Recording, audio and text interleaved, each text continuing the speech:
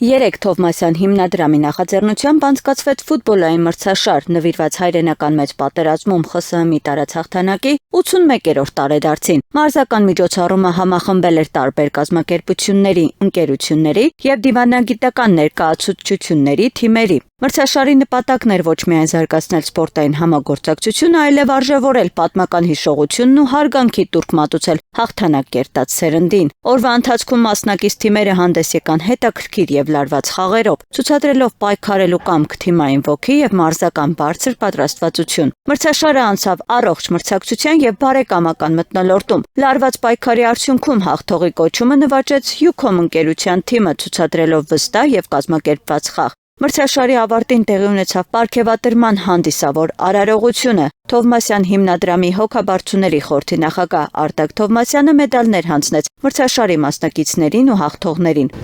Այսօրվա հիմնական միջոցառման հիմնական ուղերձը նա է, որ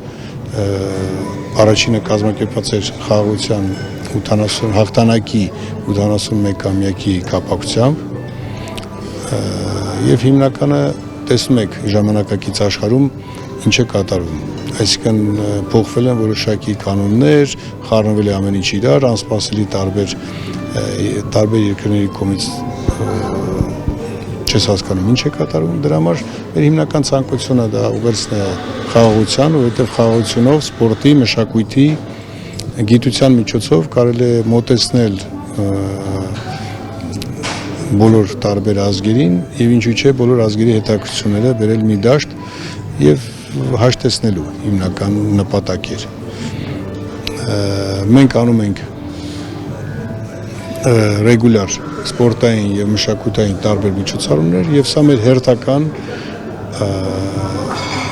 ամեն